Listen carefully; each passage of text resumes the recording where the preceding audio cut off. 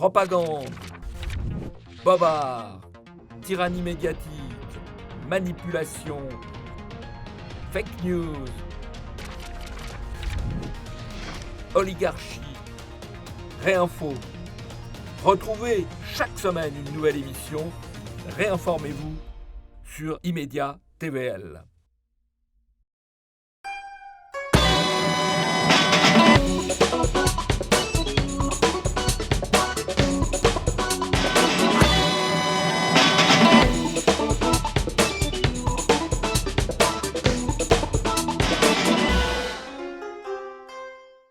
Chers téléspectateurs de TV Liberté, voici une nouvelle édition de il faut mettre le substantif en premier. Livre libre. Voilà, je finirai par m'y faire. Au cours de laquelle je vais avoir le plaisir de recevoir Maître Guylain Dubois. Bonsoir, Monsieur Goldich. Bonsoir. Guylain, vous me permettrez de vous appeler par votre prénom, parce Sans que problème. nous nous connaissons. Maître Guylain Dubois est un talentueux avocat belge de Liège. Oui. Donc belge francophone, la principauté de Liège, oui. n'est-ce pas, bon. Qui a aussi été collaborateur, qu'il est au Parlement européen, qui est un homme qui connaît admirablement les arcanes du droit de son pays et du droit du nôtre et du droit international et européen. Et Maître Guylain Dubois est marié, père de famille nombreuse, et il est aussi l'auteur de plusieurs ouvrages. Alors, je ne les ai pas tous avec moi. Je crois que vous avez publié, par exemple, un ouvrage sur l'Irlande. Oui. Une balade à l'air libre. Oui. Alors, l'air, E-I-R-E. Il y a un petit jeu de mots. Il y a un petit jeu de mots. Et un parti oui. pris. Un parti pris en faveur Des Irlandais indépendants. Des Irlandais indépendantistes. pour parler celui du D'accord, Nord. oui. Un autre, Frères oubliés. Oui, là, c'est mes combats quand j'étais étudiant pour les chrétiens du Liban, où je suis allé 11 fois de 86 à 2010. Ah oui, vous êtes un grand ami du Liban. Oui, puis en même temps que le Liban a éclaté en 2011, sauf erreur, la guerre en ex-Yougoslavie, où je suis allé 3 fois aussi aider les Croates sous forme de médicaments en camion, etc. On a envoyé avec quelques amis, parce que tout ça se faisait dans le cadre de l'amitié estudiantine, 12 camions de 22 tonnes chacun, de nourriture. Ça allait de camions destinés aux pommes de terre, par exemple, ou aux médicaments, à couverture, etc., pour les réfugiés de Bosnie, croates ou de Croatie sur les lignes de front. Vous n'êtes pas seulement un commentateur avisé, un observateur, un homme de conseil ou de contentieux, vous êtes aussi un homme d'action. Oui, je pense que l'un ne va pas sans l'autre. Oui. Je crois à la vertu de l'exemple.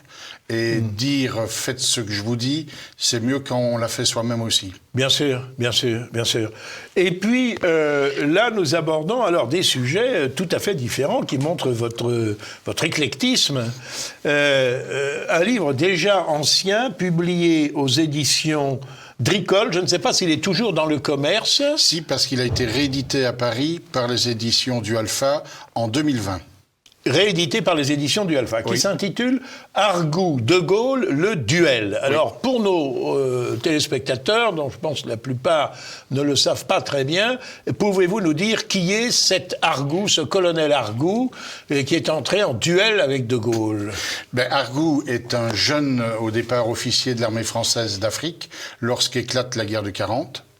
Il se propose dans le courant du mois de mai-juin 40, de regagner la métropole avec certains de ses camarades pour participer à la défense du territoire, mais ses supérieurs lui disent non. Et quelque part, ça lui a sans doute sauvé la vie, puisque ceux qui se sont bien battus, et il y en a, je pense aux cadets de Saumur, etc., ont perdu de leur vie dans les dernières semaines de la résistance française face à l'invasion allemande. Et donc, il est resté en Algérie pendant toute la guerre, va débarquer finalement en France avec l'armée de Lattre en août 44, tout près de Toulon, à Saint-Maxime exactement. C'est ça, le débarquement de Provence. Voilà, et participer à la reconquête de la France, et il va arriver dans les des Alpes. territoires. Il va arriver dans les Alpes bavaroises avec De Lattre qui signera d'ailleurs la capitulation allemande. Voilà, à Berlin. Donc c'est un héros de la Deuxième Guerre mondiale. Tout à fait. Voilà. Et De Lattre va le repérer parce que il est polytechnicien, il est sorti 3e de l'X de sa promotion, et De Lattre va le prendre à son état-major à Paris. C'est un officier particulièrement brillant. Extraordinaire, et il sera le plus jeune colonel de l'armée française quand il passera au grade de colonel. Et on le voyait comme le futur chef d'état-major de l'armée française, parce que De Lattre n'a dit autour de lui que du bien, en disant voilà sans doute le futur chef d'état-major de l'armée française. Et puis il va revenir en Algérie, il ne fera pas l'Indochine, et c'est en Algérie, cette fois-ci face à la rébellion communiste du FLN, qu'il va prendre conscience d'un individu et d'un homme célèbre mais qu'il n'aura jamais vu, le général de Gaulle, et il va suivre de près l'évolution, c'est le moins qu'on puisse dire, de Gaulle dans l'affaire algérienne. Et dans un premier temps, il va penser que De Gaulle mène une mauvaise politique qui va arriver à l'abandon, mais par des moyens, j'allais dire, légaux. Et il n'aurait, lui, Argout, résisté à cette politique que par des moyens légaux. Seulement, il va se rendre compte tardivement, comme la plupart des militaires français, d'ailleurs. Tout à fait, que De Gaulle a un jeu caché, qu'il n'a jamais voulu de l'Algérie française. D'ailleurs, il le dit dans ses mémoires, et je les cite abondamment. Le procès que je fais à De Gaulle dans ce livre, c'est à partir des propos de De Gaulle, ou de ses mémoires. Et dans ses mémoires, notamment, quand il aborde l'affaire algérienne, il va expliquer qu'à Neustagadem, il a menti, et qu'il fallait mentir aux musulmans fidèles, il fallait mentir à l'armée française. Il fallait mentir aux pieds noirs, à tous nos compatriotes. Pour endormir tout le monde. C'est intéressant, on ne veut pas ranimer de vieilles querelles qui ont divisé terriblement, atrocement les Français, mais il est certain que à travers l'aventure, si j'ose dire, du colonel Argout, on comprend très bien ce qui a saisi des officiers qui avaient été élevés dans le culte de l'obéissance et de la discipline. C'était pas une tradition française. Pour que ces gens-là s'élèvent contre le pouvoir politique, il a fallu qu'ils aient le sentiment d'une abominable trahison. Tout à fait. Je dis ça parce que aujourd'hui même, on reproche beaucoup à Louis Alliot, maire de Perpignan, d'inaugurer une rue, je crois, dédiée à Pierre Sergent, qui est aussi un capitaine de l'armée française. Résistant.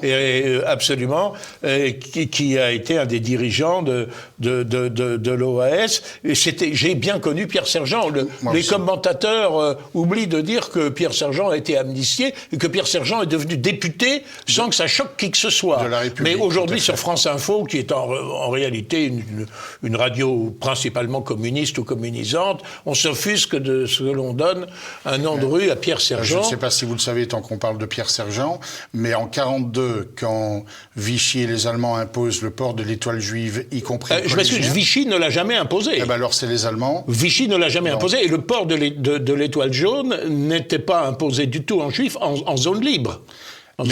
Là, c'était en Bretagne, puisque Pierre Sergent est breton, et par solidarité en zone occupée. Avec leurs camarades juifs dans leur classe, ils ont porté par solidarité l'étoile juive. Oui, absolument.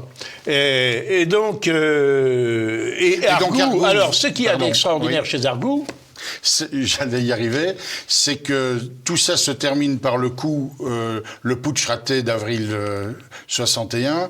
Il va participer à l'OAS aux côtés d'un grand résistant, Georges Bidault, qui a succédé à Jean Moulin au Conseil national de la résistance. D'ailleurs, leur résistance va s'appeler le Conseil national de la résistance, pour finir par être enlevé en mars 63 par des nervis à la solde de Gaulle, qui avaient en charge de l'exécuter purement et simplement, de jeter son corps dans les eaux du Rhin. Nous sommes en mars, donc il fait froid, donc il fallait il le kidnappe en Allemagne. Oui, je me souviens très bien. Moi, à la sortie de son hôtel, j'étais enfant, mais je me souviens très bien de cette affaire Argout. Voilà.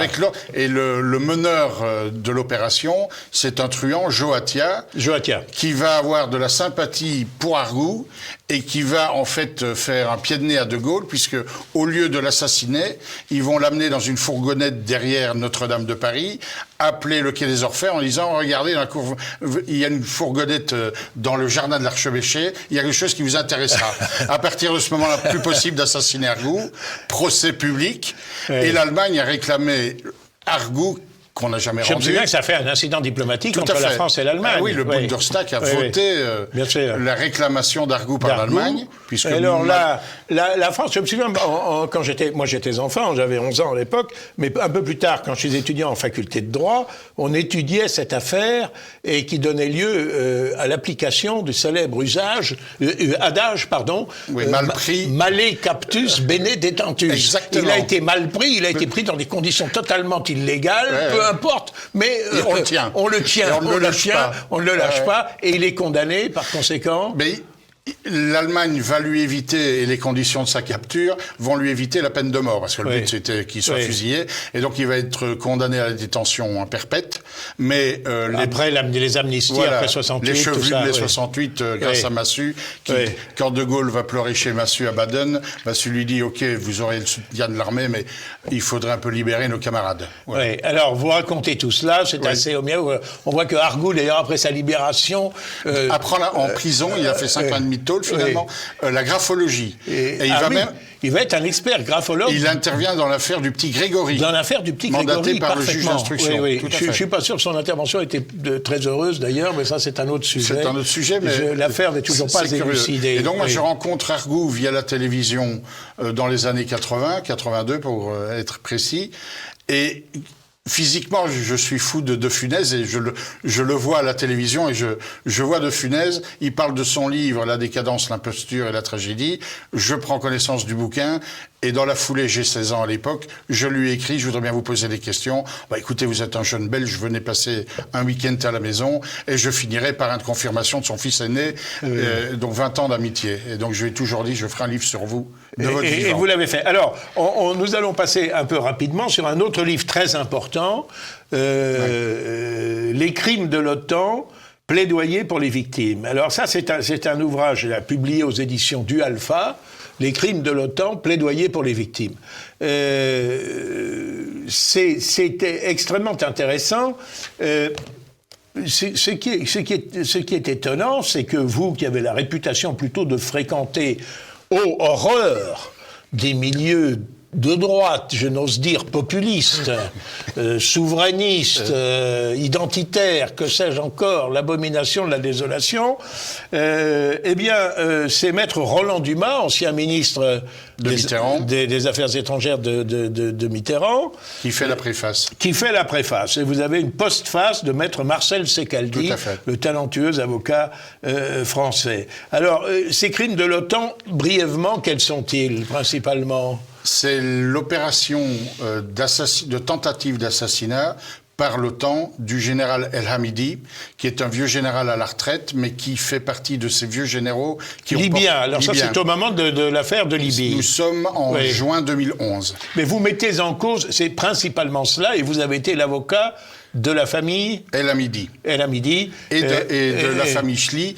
parce que parmi les 17 victimes, toutes civiles et innocentes... De ce massacre il y a une Aïcha Chli, qui est une jeune fille marocaine, et qui est la nounou des enfants de la famille El Hamidi. Les enfants seront aussi des enfants de 5 ans, 6 ans, tués dans cette affaire. Déchiquetés. Quand je plaide, je montre les photos, d'ailleurs, au magistrat. Oui, parce qu'on nous montre, n'est-ce pas, ces conflits, comme s'il s'agissait de jeux vidéo. Exactement. Alors qu'il s'agisse, d'ailleurs, vous voulez l'évoquer aussi, qu'il s'agisse de l'affaire du Kosovo, qu'il s'agisse de la guerre contre la Serbie, qu'il s'agisse de la Libye, qu'il s'agisse de l'Irak, qu'il s'agisse de la Syrie. Ça fait quand même beaucoup de choses pour lesquelles l'OTAN a agi absolument sans mandat, ou alors, dans le cas de la Libye, outrepassant le mandat qu'elle avait reçu des Nations Unies. La résolution 1973 donnait comme mandat à l'OTAN d'organiser des zones d'exclusion aérienne, mais avec interdiction de troupes au sol et interdiction d'armer quelque camp que ce soit, en l'occurrence les rebelles islamistes, et toutes ces barrières mises par la fameuse résolution de l'ONU seront violées allègrement. Dit même, le Figaro, et je le cite, dit même que c'est un officier français qui aurait assassiné Kadhafi. Mais déguisé en tout cas, les Français, la France y a largement participé d'une façon générale. Et alors là, c'est le bombardement volontaire d'une résidence familiale pour tuer un vieux général à la retraite qui est le beau-fils d'un des fils Kadhafi, le beau-père d'un des fils Kadhafi, donc une des Mais fiches qui ne présente aucun intérêt militaire, ni quoi que ce soit. Sauf qu'il est par ailleurs le chef d'une des principales tribus, parce qu'à l'époque de Kadhafi, et comme toujours, la Libye est fondée sur l'ordre tribal. Comme encore aujourd'hui, d'ailleurs. Exactement. Et le général El Hamidi est le chef d'une des principales tribus. Et donc son assassinat avait une signification très claire pour les autres chefs fidèles au régime. Vous risquez de subir le sort d'El Hamidi. Oui. Et on touchait la famille Et l'OTAN va d'abord nier le bombardement. Ils vont dire, dans un premier temps, c'est pas nous. Ensuite, ils vont dire, c'est un QG militaire. Exactement. Mais quand toute la presse ensuite, viendra sur place... Ça veut dire, c'est une regrettable bavure. Mais alors, même dans la bavure, c'est assez cocasse, malgré tout, le caractère tragique de la chose, c'est qu'ils vont expliquer qu'une bombe s'est détachée d'un avion. Ah oui, par hasard. Sauf que cette bombe joue au yo-yo, puisqu'elle va tomber d'abord sur l'immeuble du fils, tuant la famille du fils, qui n'est pas là, mais sa femme et les 4 enfants, plus le bébé qu'elle porte, la nounou. Et puis la même bombe, après avoir explosé, va rebondir de 200 mètres pour tomber sur la villa du général, qui ayant entendu l'explosion de la maison de son fils, sort sa femme du lit, rampe jusque dans le jardin et sauve sa vie et celle de sa femme. Donc c'est une curieuse bombe. Oui, voilà, oui. Donc c'était... Mais il y avait des gars au sol. Alors, votre livre, ce livre-là est tout à fait d'actualité pour une raison très simple, c'est que il y a un homme qui parle de ça à la télévision, mais enfin on n'a pas le droit de le regarder, et qui en a parlé encore récemment. Il s'appelle Vladimir Poutine. Ah ben voilà, qui dit, il n'a pas parlé de ce cas précis. Non, mais des crimes de l'OTAN. Mais de l'OTAN. Il dit, mais l'OTAN me dit que c'est une alliance purement défensive, mais l'OTAN est intervenu dans toutes sortes de domaines. Et il est intervenu contre la Serbie, pour dépecer la Serbie, est intervenu en Libye, avec les résultats que nous connaissons, le chaos qui règne là-bas, total. Merci Bernard-Henri Lévy, merci Sarkozy. Il est intervenu en Syrie, il est intervenu, etc., etc. Et Poutine, ce qui n'excuse peut-être pas l'agression contre l'Ukraine, bien sûr, ce qui la rend malgré tout explicable. Oui. Il dit, moi je ne veux pas de l'OTAN à proximité de chez moi. Voilà, ça suffit. Ça suffit. On avait dit qu'on me démembrerait l'OTAN si nous démembrions le pacte de Varsovie. Eh bien, on nous a trompés. Alors, j'arrive à votre dernier livre, parce qu'il nous reste peu de temps. Et c'est un livre très intéressant et important, également publié chez Du Alpha, qui s'appelle donc « Les armes de Le Pen », préface de Jean-Marie Le Pen. Le sous-titre « Le coup monté de Bruxelles et autres affaires judiciaires ». Bon.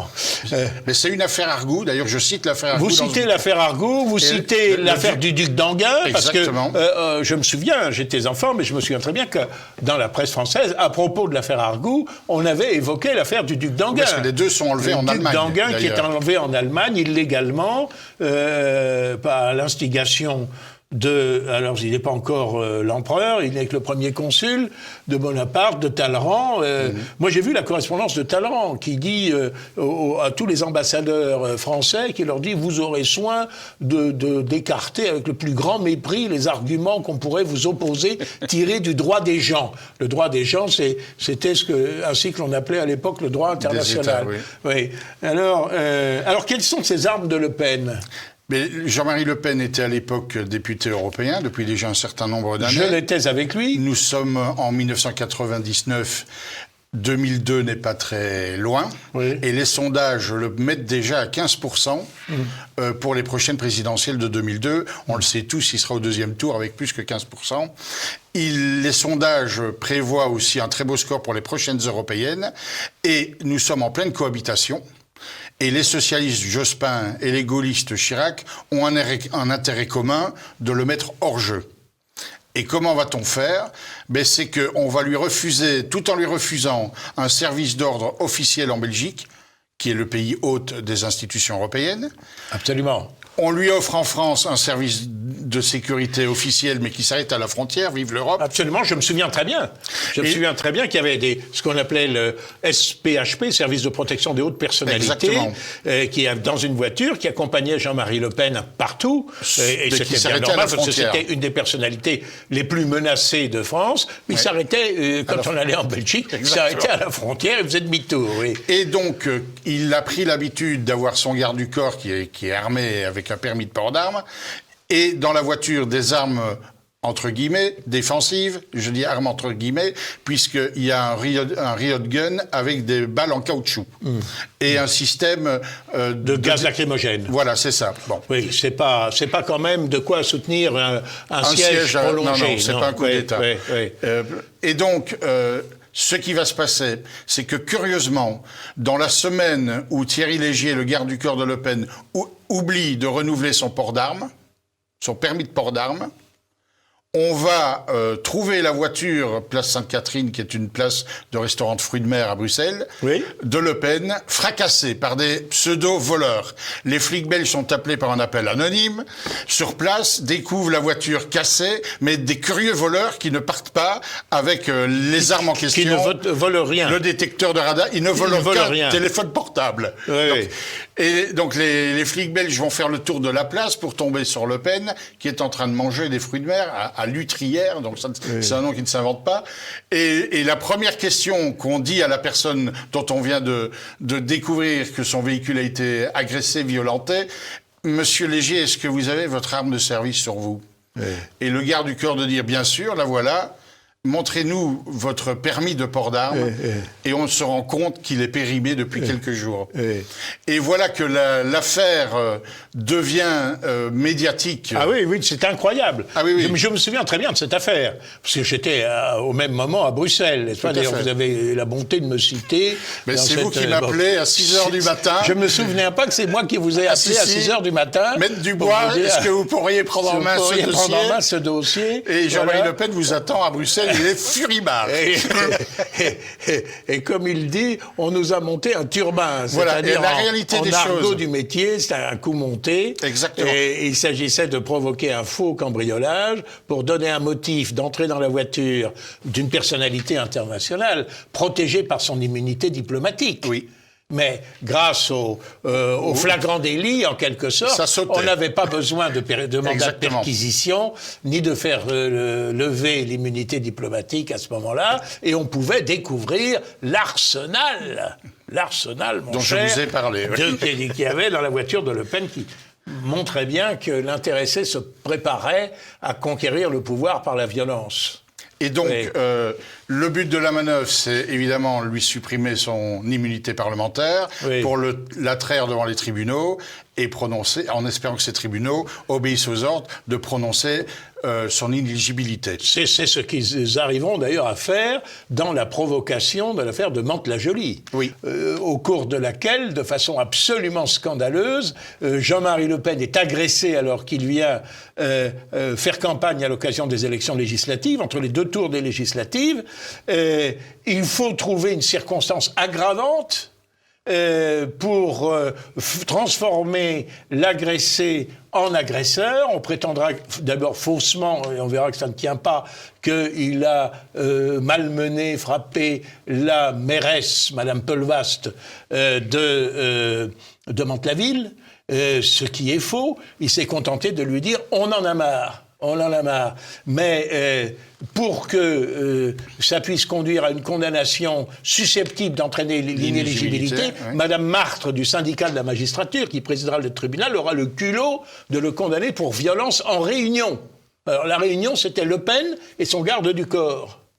Appel à la Cour d'appel de Versailles, et là le président de la Cour d'appel de Versailles, je pèse mes mots, se déshonore littéralement en faisant un faux grossier. Comme la violence en réunion ne tient pas, mais qu'il faut une autre circonstance aggravante, il dira que Jean-Marie Le Pen a porté atteinte à un fonctionnaire public dans l'exercice de ses fonctions. Or, Madame Pelvast, qui est maire de Mantes-la-Ville, n'a aucune compétence à Mantes-la-Jolie. Et serait-elle la mairesse Eût-elle été la mairesse de Mantes-la-Jolie, qu'elle n'avait évidemment aucune compétence dans l'exercice de ses fonctions quand elle manifeste pour empêcher un adversaire politique d'exercer ses droits. Alors nous sommes assez habitués de ce genre de choses. Alors, mais en l'occurrence, vous obtiendrez gain de cause. Exactement, par la clairvoyance du procureur du roi de Bruxelles, que je suis allé rencontrer dès l'origine du dossier, et qui m'a dit « Maître Dubois, ça sent le coup politique, ça me déplaît, dites à votre client de ne rien faire contre la Belgique, on classera l'affaire sans suite », et il a tenu parole.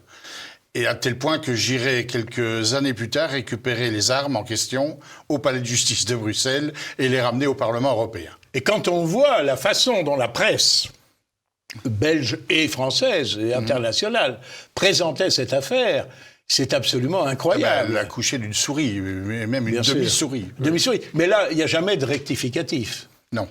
Non. Non, là, le battage n'a pas été équivalent au battage de l'origine de l'affaire. Bien sûr, ça n'a pratiquement pas fait une ligne. À la suite de cette affaire, je vais intervenir auprès de l'État belge pour la protection de Marine Le Pen, qui, comme son papa, était appelé à l'époque à venir régulièrement à Bruxelles dans le cadre de ses activités de député européen. Et là aussi, la Belgique refusera toute protection officielle, sauf pour les dernières présidentielles. Marine Le Pen, faut-il le rappeler, à qui l'on reproche toujours, d'avoir utilisé les services de Thierry Légier, son garde du corps. Il n'était pas que cela, et il est capable de bien d'autres choses, en disant « mais c'est abominable, il est payé sur un contrat d'assistant parlementaire ». Mais la première des assistances, c'est de contribuer à la sécurité, surtout quand personne ne veut y contribuer. Tout à fait. Bien évidemment. Là, je dois dire que mes capacités d'indignation devraient s'émousser avec l'âge, mais ça n'est pas le cas. Voilà. Il y a encore de vous avez été notre défenseur, brillant défenseur, dans cette affaire, et je maintiens donc... je recommande la lecture de votre livre « Les armes de Le Pen, le coup monté de Bruxelles et autres affaires judiciaires ». Oui, parce que notamment, j'ai protégé et récupéré vos sigles, flammes et emblèmes de Belges qui se les étaient indûment accaparés pour profiter de votre image. Oui, Belges et Canadiens. Oui, j'irais même jusqu'à mettre en demeure un Québécois qui voulait faire la même chose que les Belges. Oui. Et qui va disparaître dans la nature. Donc malheureusement, je ne serais pas allé plaider à Québec. Oui, parce que certains se sont inspirés des succès du Front National, et c'est très bien à l'étranger, mais d'autres ont voulu simplement copier pour s'attribuer un petit fonds de commerce. Exactement. Oui, et ça n'était pas toujours une manœuvre particulièrement honnête. Et c'était pas des gens particulièrement respectables dans certains cas. Dans certains cas.